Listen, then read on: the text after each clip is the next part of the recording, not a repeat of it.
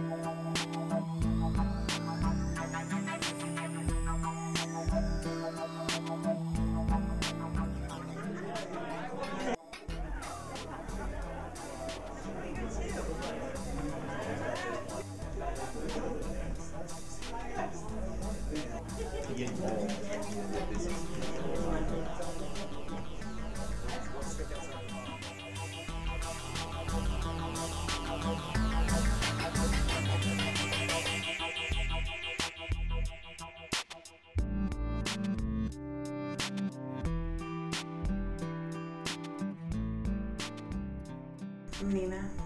I'm a teacher and I work in public schools. I've done that for about 8 years now.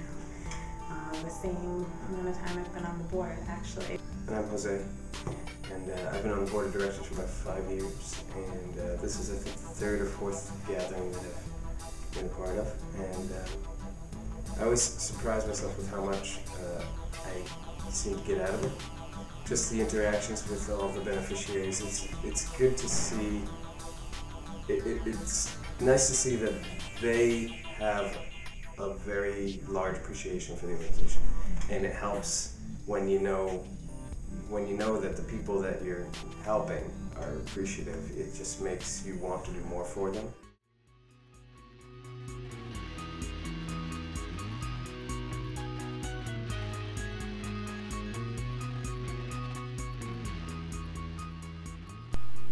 Well, I've been an RFC beneficiary for a while, since I was, I'd say 8 or 9, and now I got to come here. Great experience coming here. My brother and sister had gone to this in previous years, and they had told me how much fun they had. You know, what a great experience it was to meet so many different people, you know, hear all the stories. I think that was one of the parts that I was looking forward to most, was listening to other people's stories and how they got involved with the Rosenberg Fund. I've gone to like other camps and other events and things like that, but I've always felt like nobody cared about what I cared about. I love the gathering idea. I love the gathering idea. There is a very powerful emotional benefit to meeting other people like you, meeting other people who have stories like yours, who have overcome things on the order of what you've overcome, and it feeds on itself, and there's a kinship there.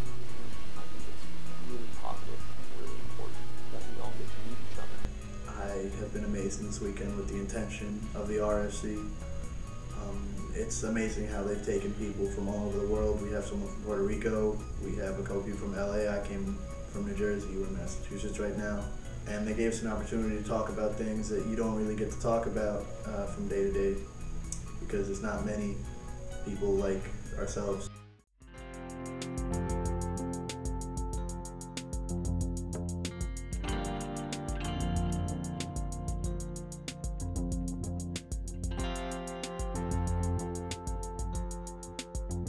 The important part about the Tell Your Story portion of this weekend is that it gives the participants an opportunity to understand that they're not alone. I could see how a lot of the people sitting around the circle felt like they were the only one going through that. And although no one shared my specific story, I feel that it is my responsibility to go and share that story. And I feel that if we didn't have that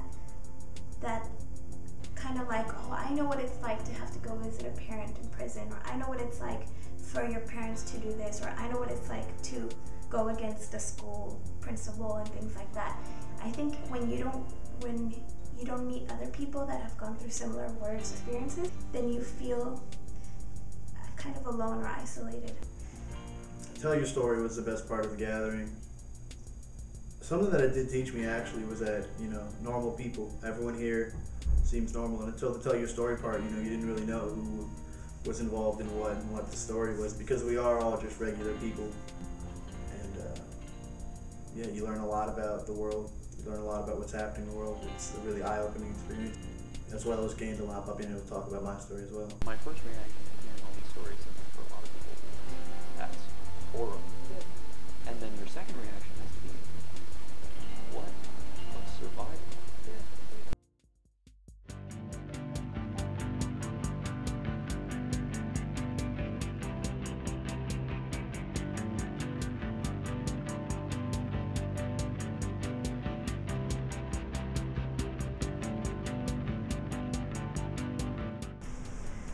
I'm Janet Winston. I'm the wife of Bob Winston, who has been the president of the board of Rosenberg Fund for Children since its inception.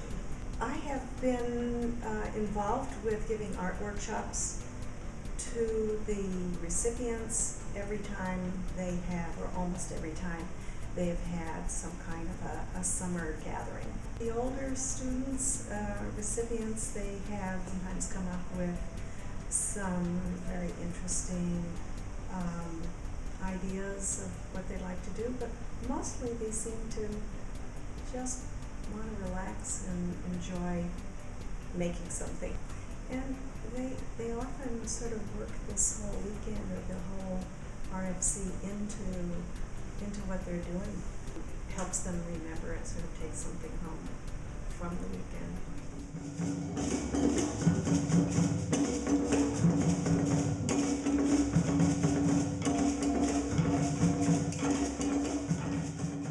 Well, for me, whenever we're called to return, I always feel honored. I just feel that you all do such incredible work, and it's really an honor to be invited to be a part of it. I know that a lot of the kids have a hard story, many of them, and so one of the things that we want to accomplish is just for a while for them to forget about everything that may be going on in their lives that is negative and just enjoy themselves. But also, in addition to enjoying themselves, but to also learn something about another culture that's foreign to most people. We try to think of rhythms and movements that feel natural for anyone to do. And when people learn about another culture, they're less afraid of another culture, and then they're willing to share. They'll share with others and make other people less afraid. There's a saying in Africa, each one teach one. So if we teach 20 people, each of them may teach 20 other people. And then that's how we spread the good word and good energy and joy. Yeah, for me, the kids, they're very excited, like Marilyn, she said, make them today a little bit forget about maybe 1 hour. They enjoy themselves, and then the music gonna be their head all the way to the back home. So we give them another experience to feel different way to move their life in the future.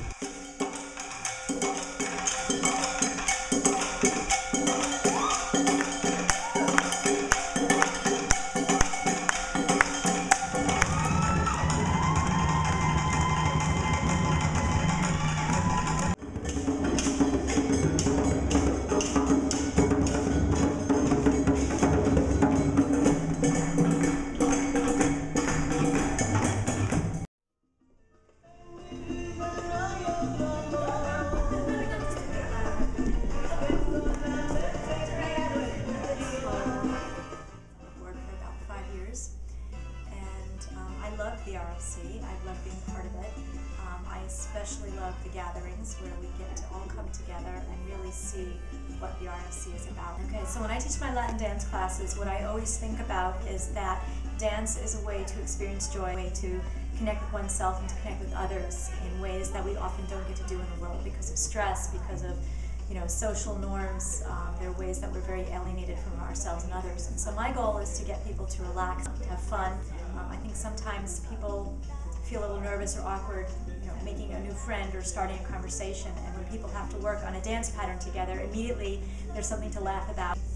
And it's just wonderful at the end to see the results, to see the big smiles on their faces. My whole vision and thought and philosophy about teaching dance is to take it back to its roots, to appreciate the cultures from which it comes, to make it not elitist, to make it not heterosexist. And it's amazing when you don't tell people, well, men are supposed to do this and women are supposed to do that, to let them just do what feels right and feels comfortable. And they just accept it with one another and work it out, and it's beautiful.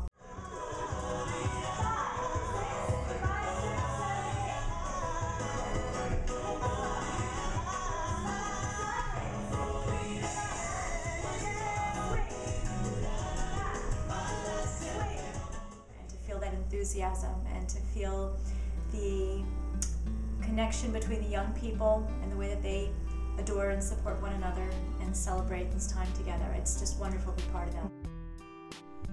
Like, being here shows everybody's humanity, and so I'm just really thankful to the foundation and to everybody who participates, volunteers, and provides for this to continue.